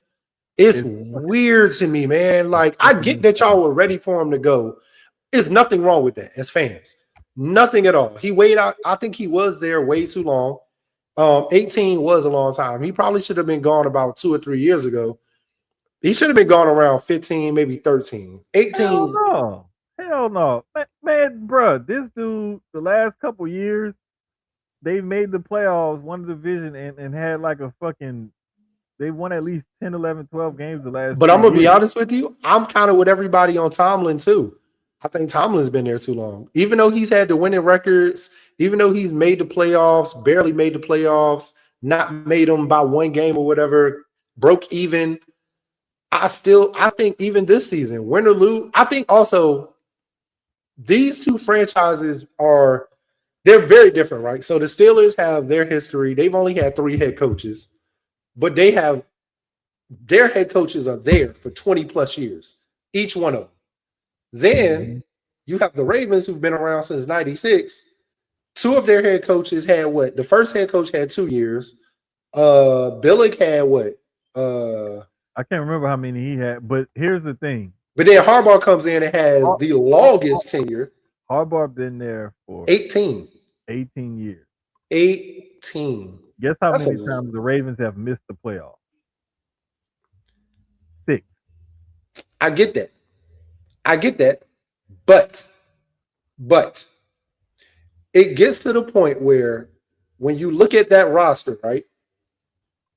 And a lot of people wanted to blame Lamar for the longest time. And we look at the last two seasons, and it was not on Lamar. I look at the playoffs last year. That last play was not on Lamar. He put the ball where it needed to be. Somebody else didn't catch the ball. I look at this season. I look at the fumbles. Yeah, he was injured, and the team stayed afloat while he was gone. He came back and he balled out, but then you got fumbles. You got drop passes that he put the ball where it needed to be, and the receivers aren't catching the ball. You got the defense giving this up and giving that up. You got the coaches not, you know what I mean? It's a lot of stuff where it was not Lamar's fault at all. You have to start looking, and it sucks, but you do have to start looking at the top. I think also the GM needs to go. He drafts horribly. He does. I be in the Raven spaces with Quan and them, so I hear what the fans are saying, but then I start watching what they're saying, and I'm like, okay, I see that. And I think it just was time for Harbaugh. The problem now is, and DJ said this, I don't know if you really be looking at the rundown chat, but DJ was right. Ooh, I said that out loud. Jesus Christ. But who's next? That's the question. You get rid of Harbaugh. Who do you go get? Because you just can't go get anybody after Lamar. I mean, after Harbaugh. You So can't just bring in anybody. that's always my question when people say Who's next? we need to get rid of this person. Who do you get to replace him then? Yeah, like offense, when it's a Can you do coordinator, it's better? a little easier. I feel like when it's a coordinator, that's not as hard, right? Because I can go find a coordinator. I can plug and play. I can fire a coordinator mid-season and go bring somebody else in. Like that's not head coaches are totally different where you're giving them the keys to the entire franchise. But also that head coach and the GM need to be, I still think that GM needs to be fired next. They just need to clean house and just start over totally. It's so crazy to say you need to start over with the Ravens because you're talking about a team that has a a, a, a Hall of Fame. I'll say at this point, Lamar's a Hall of Fame quarterback. You definitely have a Hall of Fame running back in the backfield with Henry, who still has another 2 years maybe on him. Even at his age, he's a freak athlete, so he still has about 2 years. I don't think his production did go down just a bit this year. He got to work on his hands as far as holding on to that ball. They need to go out and get receivers for Lamar. Like really get receivers this time. Not just like he needs some people that's gonna help stretch the field. His legs help stretch the field on its own, but you need receivers that are fast and can get open when he does start moving out of the pocket, I where he think what they don't have really to need run. is a solid, like they need a real wide receiver one. They need a guy that That too. our That's guy the we biggest can part. go to and depend on, and it's not our tight end. We need a guy on the outside that It's we can. good that your tight end is one of your best Oh, I mean, receivers, it's but he shouldn't cool, be but it's like the best receiver. you gotta find a wide receiver, And not that's a what, running like, back, remember not a same thing tight I end. just same thing I just said about the Raiders. You got Brock Bowers, who is a dog. That's I like Drake love was him. saying earlier. He couldn't believe that they traded. The only reason why they traded Jacoby Myers is because they knew we don't have a quarterback that can really get him the ball. Yeah, and we're hindering him. Let's respect And him and let him go somewhere where he can thrive. let's at least get a draft pick for him Yeah, because we he's know we're gonna gonna be walk. rebuilding. Yeah, he's gonna walk. Exactly. Why not? We're But that's not why I gonna said want to really I like pay Trey him. Tucker. I think Trey Tucker was a number. He was definitely a number two, number three. I think now he can be a number two. They just have to go get the right number one to go along with him. And my thing is, with that first round draft pick that they got, you clearly have to address quarterback first. Mm-hmm. Um, I think next year, if they're still in the same position, you got a Jeremiah Smith, a Ryan Williams. They may not get that number one this year as far as their wide receiver. It could be free agency. It could be the draft next year with as if Jeremiah Smith or Ryan Williams decides to come out next year after their junior years. But they're going to be highly touted wide receivers next year. Hey, truth Um, be told, Ryan Williams lost himself a hell of a lot of money this past year. ooh, He lost himself a hell of a lot of money because I don't know what was he going on with disappeared. him. it was like Amazing freshman year and his sophomore constant. year. He had way too many fucking drops. There were routine plays that he couldn't make. There was Mhm. just a lot of shit that looked like I'm gonna be honest. If Jeremiah Smith could leave this year, I think he would. because If my he, thing was like what's going on with him? Like what happened to him? Like Mhm. it's got to be something else going on. Too much too Uh, fast. it could be too much too fast. It could just be like just like these kids be dealing with shit sometimes and they get in their own heads and it's stuck with them. But I I really think that a combination of like when his season started off bad in that first game of the year against Florida State, I think that's what set the tone for the rest of his year. And I Mhm. think the injury kind of fucked him up and messed him up. And I think that whole the beginning of his year was messed up, and that just bled into the rest of the year to him. And the And good thing about that's it, what messed him up for the rest of the year to me. and I think the good thing is he's a sophomore, so he still has Hmm. one more year. Well, he got two more technically, but a lot of players start looking at Right, junior year as far as if they want to leave or right, not. right. So if he is to just leave, he has one more year where he can. And we know how the NFL is, not the NFL, but college. A lot of players are mediocre freshman and sophomore year and turn up their junior year, and they go from like fifth, sixth round picks to first, second round picks out of nowhere because they had that We've seen it one happen. great year. We've seen it happen, and, So and a lot of the times it's that year when the light bulb finally goes off and everything clicks for that kid, and he's able. And I've even seen it where I've seen kids where they've had a pretty good freshman year, pretty good sophomore year, and for whatever reason they just take off that junior or that senior year. And I mean we've even seen it like I put it to you like this: one player that I know I saw peak his sophomore year and kind of throttled it down the junior year, Jadavian Clowney. Jadavian oh Clowney was yeah. the number one player coming out of high school into his freshman year. Freshman year was okay. Sophomore year was like, what the hell? This guy, he could be the number one pick this year. That junior year, he kind of dialed it back a little bit because he already knew I'm going to be a top pick in the NFL draft. Because He his kind of sophomore year dialed was it. that year. Was it the sophomore year where he had that crazy sack where he grabbed the That ball? no, Or was that junior year? that was his sophomore year against Michigan in the bowl game when Yeah. he Oh hit my the God. That running back play in the he hit the running back in the matter of fact, I want to say the took it out of tackle his hands I want to say the as he tackle that he sacked him. beat on that play was Taylor Lewan, who played left tackle for the Titans for a number of years. Yeah, yeah, yeah. I love their podcast. Busting with the So boys. it's a Love it. good one. I love So it. like when he beat him, I'm like, damn, like this one of the best offensive linemen in college football. And he just whooped the shit out of him. And who was the running back? He blew that running back out, bro. Oh, Pause. I can't And just remember his took. I'm talking about name, like I've man. never seen somebody get hit as he's taking like at the same time, pop Bro, and taking the ball that all in one one play, motion and that just one play right there. that might be the top play in college football. That's one of I've watched clips. I think that's still one of the top five plays in college football history. Like it's a lot of history, but that It's crazy. is It's crazy. But yeah, man, like it's just I love seeing these kids grow and develop and watching them play and seeing their careers and how it ends up and everything. But the one thing that I will warn all these guys about, and it's gonna like be an I interesting warn draft all this these year.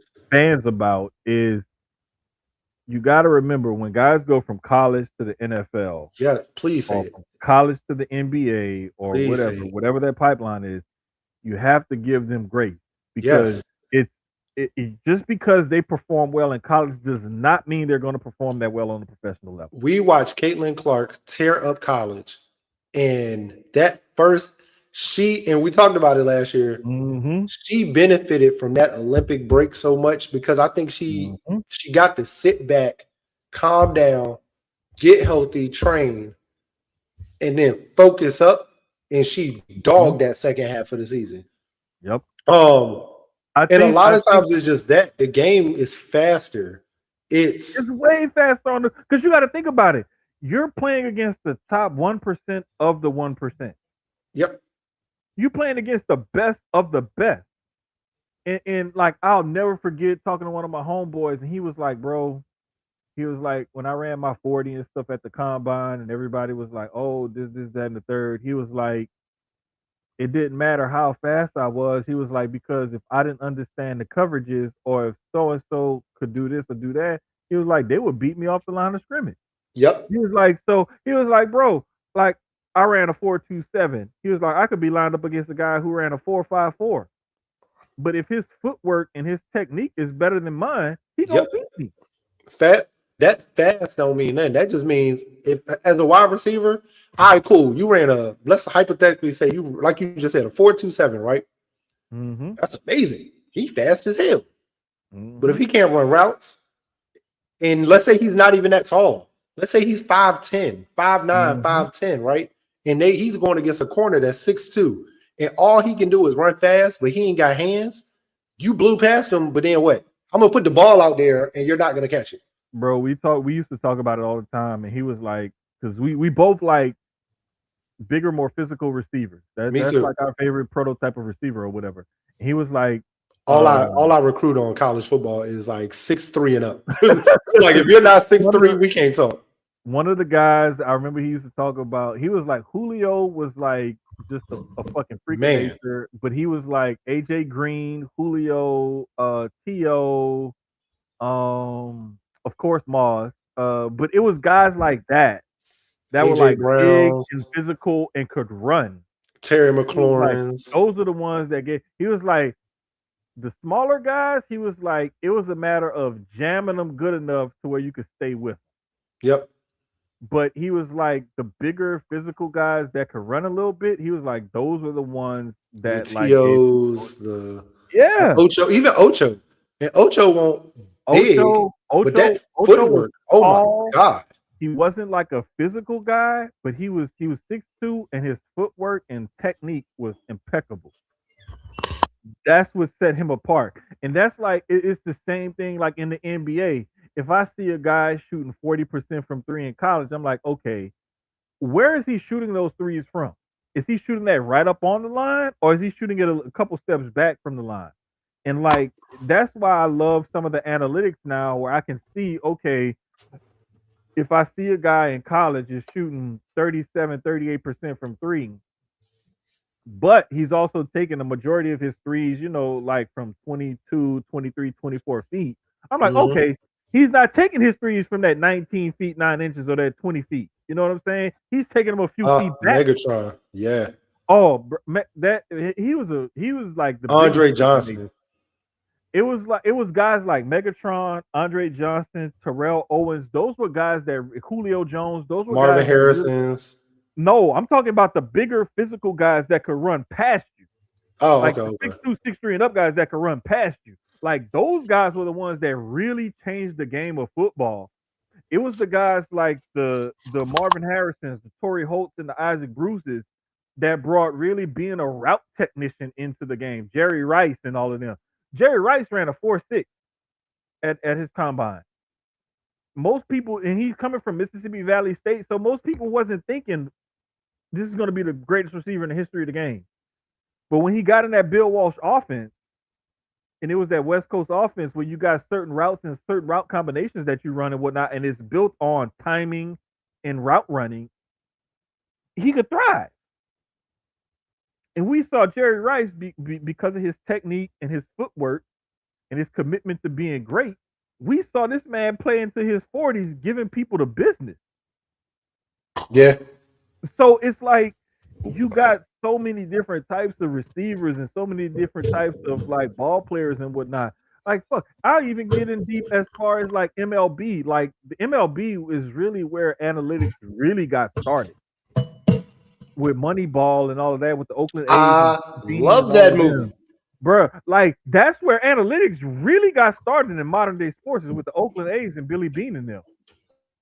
And if you go back and you look at those teams that the Oakland A's built, it was strictly through the draft, hardly ever any free agency, and they broke it down to a legitimate, a quantifiable numerical science on how to draft players and who to play in certain situations and whatnot. Now the whole game of baseball is like that. Now analytics has infiltrated other sports.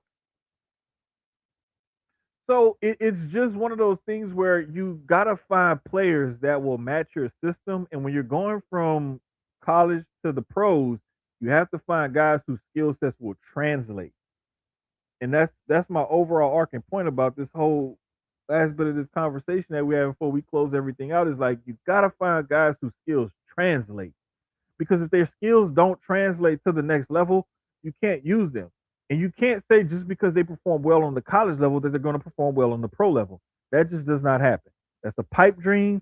And I need a lot of y'all to wake up, touch some grass, breathe some fresh air, and do some study because that is not how things go. Okay? I need y'all to really focus in and pay attention to that. And just because Mel Kiper or Todd McShay or whoever else this guy is on TV or radio or this podcast that you're watching or listening to said XYZ about a certain player is not gospel. They get stuff wrong. Trust me, I know. I've gotten shit wrong before. But it's not like I'm going to bag away or shy away from it. I'm going to admit, yeah, I fucked up. I got that wrong. I thought that this kid wasn't going to do shit and he was great. Or I thought this kid was going to be great and he wasn't shit. It happened. But the biggest thing is don't fool yourself into thinking something is going to turn out a certain way. And when it doesn't, it's not your fault. It's, oh, this is stupid. That is stupid. The biggest thing I see, like people fool themselves with stuff like that, is pro wrestling. And y'all know I'm a wrestling fan. Always have been, always will be. But I see it a lot in wrestling where fans will think that certain things should go a certain way. And when those things don't happen, they get pissed off. It happens in sports all the time. Fans think that, oh, we got this guy and we drafted this guy and this, that, and the third, and it should be this, that. No, it doesn't always happen like that. It doesn't always happen the way you want it to, or the way you feel like it should, or whatever. It just doesn't. And so,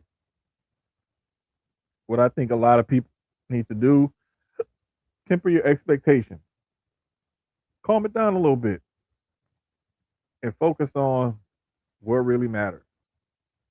Can this person help my team? How does their skill sets translate to the next level or whatever? And that's what you really need to look at. Because if their skill sets can translate into the type of offense you run I and you can can see me now. play, Shit. yeah, you good now. But if their skill sets can translate to the next level and to the type of system that your team runs, okay, cool, it'll work. But it does not always work out in your favor. Yeah. Uh, Another thing that I'll compare it to is like I've seen and heard of guys who have great amateur records in boxing. And they get to the pros and it's like you're trying to shield them from this and shield them from that because you know he has certain weaknesses. And the minute he goes against a fighter who can expose those weaknesses, he gets exposed. And so the same thing can happen in other pro sports. If you got a running back who's not good in pass protection and he's and the team picks up on that and they're like, oh shit, this guy can't pass protect on third down. He's not going to be getting on the field very much on third down. If you got a guy who cannot defend the pick and roll in the NBA, teams are going to find that out and they're gonna exploit that. And so it's just one of those things, man, where I tell people all the time, it's about the translation of your skill set from the amateur level to the pro level. And if you can make that work, cool. If you can't, you fuck. Yeah. I And don't that's, know I how mean, to. like you were saying before the computer had cut off, I was switching the light and damn plug came out. But yeah, you just have to give these rookie players, like I was sitting in a space and I'm hearing people talk about Jaden Daniels and they're like, look at him last year. Everybody was so da da da, and then this year, and I'm like, the man was injured this year. What are we talking about? There was no slip or anything this year. It's Mhm. just he got injured. It happens in sports.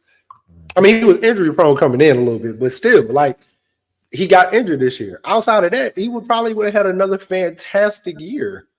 Like I don't, I didn't understand that.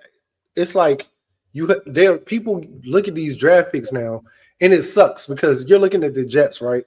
You're looking at the Saints, Raiders. All three need quarterbacks. Even though y'all got Tyler Show, you need a quarterback.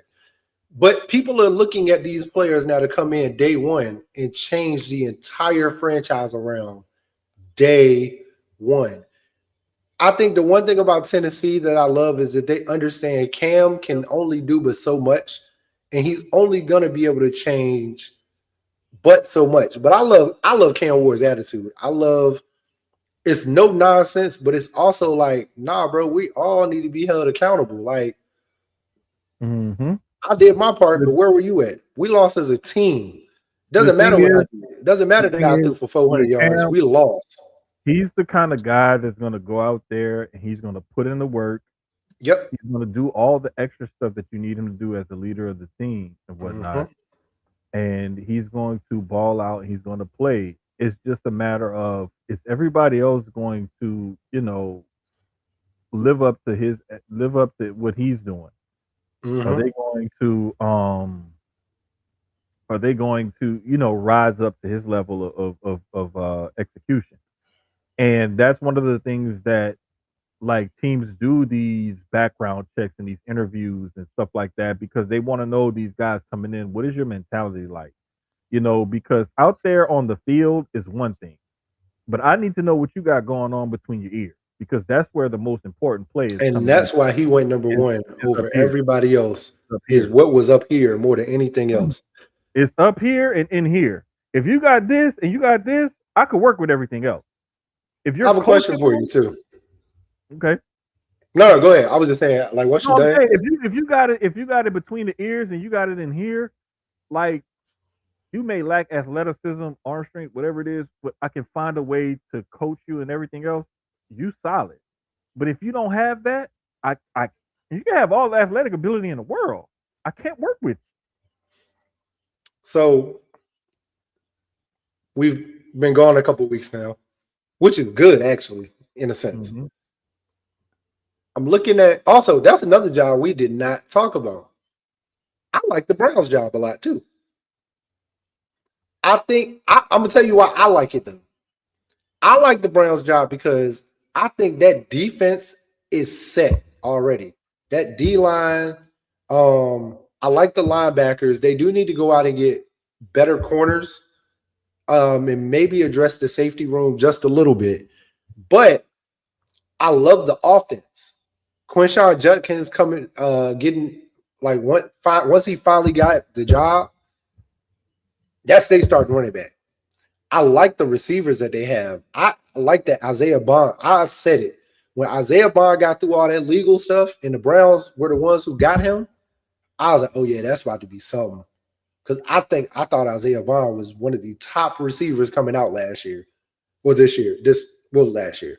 Um, Shador actually is their future.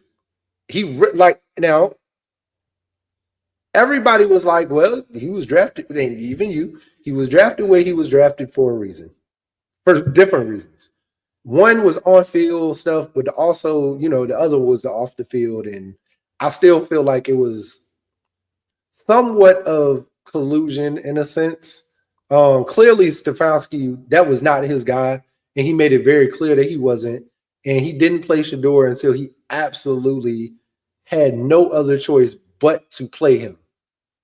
But then you start looking at the win-loss record, and you actually start thinking like, had we started, and I'm not we because I'm not a fan, but as a franchise, had we started him from the beginning, would our season? And I mean, every you're always going to ask those questions, but would our season have been any different? Some of those games that we lost, that were very close games that they lost, because they were in a lot of games, would it have gone different? Would we have won instead of having Flacco, instead of having Dylan Gabriel? Because his win-loss record was great. He's made it. I think the next head coach has to make that decision. Are we going to stand with Shador and ride with him going forward with what he's already starting to build with the offense, and with the team in general? Because even the defense is with him. Like when you got your top player on your team, not just the defense, but your top player on your team, your number one guy on your team, is his biggest advocate. Do we stick with the young boy and build his confidence up more of what he can do with that offense? Or do we start looking at, because you got to also remember, Mr. Nasty Man will be back next year. And his And that's where contract the is real discussion honestly comes in. contract is Who's fully number guaranteed. one? That job is not attractive to me because I don't want to have to deal with the headache of the quarterback situation. I That's don't the give only part of it. I don't give a fuck about that defense. The quarterback situation is the worst, and that you're not in a position to draft one. Gabriel You stays at don't number have enough two. money to sign one, and I it's like, think what the fuck do we do? I think Gabriel stays. Gabriel moves to three. I think Deshaun gets the job back if he's fully healthy, right? And this is my opinion. I think Deshaun gets the job back initially, but you keep developing Shador because you can keep developing him without him actually being on the field. If it's the correct coaching staff and all of that, he can still be developed correctly without actually being the number one quarterback. So you give the job back to Deshaun, but also with Deshaun understanding that you are now a mentor. You're that bridge player between you moving on from us and then Shador moving in after this season or 2 seasons or whatever. You know what I mean? Hey, But it has to be the correct head coach. Deshaun has to buy in, and Shador. I think Shador is fine regardless. No matter what moves, I can tell he's happy to be here right now. He I'm gonna knows put it who to you he like is and this: what he is. that Cleveland job, I'd rather take the Arizona job before I take the Cleveland job. I don't like the Arizona job. I I don't, and think, I can't stand Arizona because of the owners, but it's like shit. yeah, I don't like that Arizona job at all. I I don't think like it's, neither one of them jobs, but I but think I would take I like, Arizona before I take Cleveland. it's weird. I like Arizona's offense. I think Trey McBride is, oh my God, he's amazing. I love him at You know tight what I'm end. saying, I bro? love their If running you back get room. They got three good running listen, backs. When they're healthy, they really got three really solid running Connor backs. got hurt for the fucking season, like in the second game. I know Yeah, because I had him on my fantasy then your team. second string quarter running back gets hurt. Then your third string. Like, Exactly. So bro, it was they like, and but when each one of them came in, they balled out. Like, I think hey, you have Marvin Harrison Jr. You got Cadillac Marv. You know what I mean? You got you got Maserati Marv. I'm sorry, not Cadillac. you You got could Maserati Marv. They have a lot. you got stuff to work with You just there. have to look at that quarter. I mean, I ain't gonna say it's a bad quarterback situation, but you really have to look at the quarterback situation over there and decide what to I do. would take the Cardinals quarterback situation over the Browns. I mean, yeah, if I'm a coach so it depends on what type of coach you are. It just depends. Are That's you true are too. you a That's true rebuilder too. or are you come in and just tweak and fix? Because the Browns' job is a rebuild. I think they have to be careful. I like Raheem for that job. I can't really explain fully why.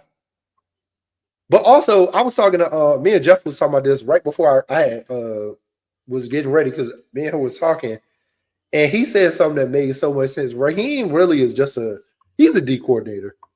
He's really just a coordinator. I don't think he's a head coach. He's tried it a couple times, and he's a coordinator. Either Who that or that? he's gonna Raheem, the Atlanta coach that just got Raheem fired. Morris? Yeah, I Oh, think he's a bridge interesting. coach. I think he's also a bridge coach.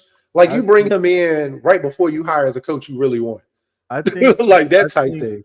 I think he could have done better in Atlanta I think so. I think he was had perfect for we Atlanta too. found a a, a, a better quarterback that could trigger that offense. Like I put it to you like this: had they not given Kirk Cousins all that money, or had they not drafted Penix, one of the two. Well, I think honestly, if they would have had Kirk Cousins, they still could have done a little something.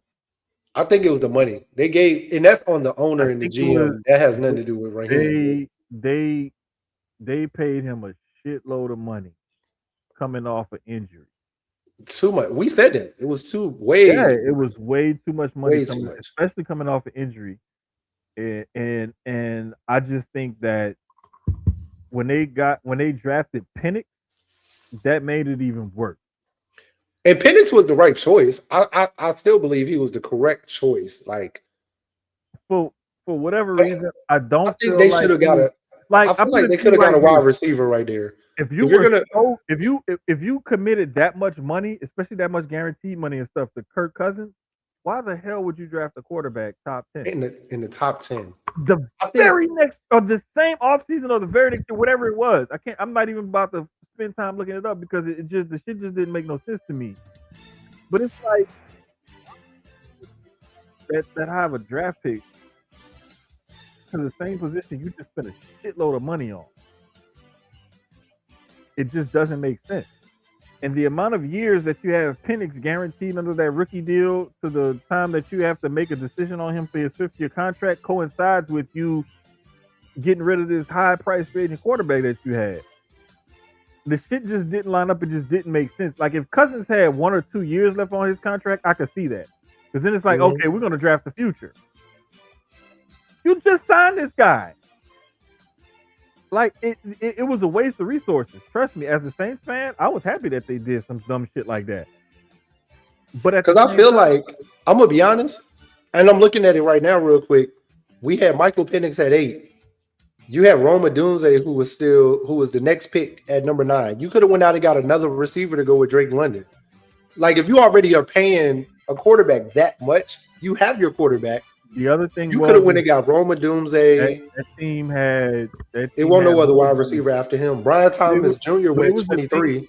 But this was my thing. They needed defense.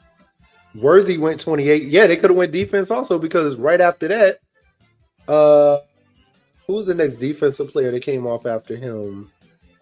Latu. Latu went to the Colts, the Mhm. edge. You had Brian Murphy from Texas, the D tackle that went 16. Dallas Turner from Bama went to Minnesota. He's an edge. Jared Verse went 19. He could have been in Atlanta. I remember Jeff kept saying that's who we wanted. You had Mhm. him. Chop Robinson from Penn State went to Miami. I mean, it just depends on where on the defense. We took Kenyon Mitchell at 22. I'm so glad we did. Uh, like I said, you had Terry and Arnold went to the Lions at 24. It was a lot of defense that went after that in different ways you could have went. Also, it was a lot of offense. There were some Hey, key offensive listen. players that went. Uh, they could have drafted the same tackle out of Oregon State that the Saints drafted. They could have had Yep. shit, Fuega. Byron Murphy, the tackle that the Seahawks got. Yep. I mean, bro, it was There's some so many players. different ways they could have went other than quarterback after you just Listen, paid a man. quarterback. Like Listen, I get it, listen. but unless you gonna stash that quarterback, anytime you draft a quarterback top 10, the fans are gonna be like, "Oh, okay, cool. He the future." They're gonna go look at Exactly. him and they're like, "I like him. Why is he not starting?" And he's a black Exactly. quarterback in Atlanta. Yeah. To me, I'm gonna put I it to gotta you go like back from to the beginning and watch your trade. I know you said something about Trey Young. Oh, no, I love that trade. the whole thing was. I I love think that there's gonna trade. be some other stuff involved. I can't. I haven't seen if there's other stuff involved. If there is no draft picks involved, And it's just a straight up 2-for-1. it's a horrible trade. Hey, I'm gonna be honest. I think, Horrible. well, I ain't gonna say horrible. I'm gonna tell you, Atlanta gets off of his contract and both win in a sense. No, but see that was the thing that I said. The only way I will let the Hawks off the hook is if McCallum and Casper are on expiring deals and they find another deal for them to trade them or they buy them out or something and they just have a shitload of cap space going into this offseason and they have a plan for how they want to spend it. Yeah. That's the only way Okay, I'm cool. cool with it because Okay, now cool. it puts you in the sweepstakes for Giannis. It Because puts you listen, in the no, it but puts this you in is the sweepstakes for a lot for Atlanta. I think moving off the Trey Young contract because the, those other two contracts are clearly less than what his is in a sense, or at least they might I equal up don't to it or I something don't like feel that. like I need to look that up later, but I hold on, don't let me see feel if like they Adam if have the ammo to trade for a Giannis unless they start trading draft picks. nah, and Giannis has two. How many more years? I think it's two. I think it's this year and next year, if I'm not mistaken. I can't remember. I gotta look it up again. But my only thing is, I just he Trey Young wanted to go to Washington too. which is what I like. But I remember in the group chat, I said in the house, I actually do like. I don't think Washington is like the way he was saying it. Like, oh, you go to Washington, they trying to kill you. Like you go there to die. That's not the thing anymore. I like a lot of what Washington has. I like Sar at the at center. They have the correct pieces, and Trey Young saw something. For him to say, "Hey, that's where I want to go," he could have went. He could have said he wanted to go to LA to, but either LA team, Houston. He literally clearly the way Atlanta was moving, they sent him where he wanted to go. Right? He could have said he wanted to go anywhere in the NBA. It's He like I said said earlier. Washington. He I went love from it. the team that was on the fringes of making the playoffs to the team that has Uh-huh. the fourth worst record in the league. Which is crazy. But that I think, but see, I think with Trey, he's putting that on his back. Like, I'm about to come up here and we about to turn this around. And I think he could. I like the young pieces that they have. You got the big man, now you got the point guard. You got the pieces in the middle. Cause I like oh my god, what's the light skinned dude with the hair? I think he's small forward, I believe. I don't watch a lot of Washington basketball, but when I And I'm do, trying to think about it. I don't know if they. I don't think they still have.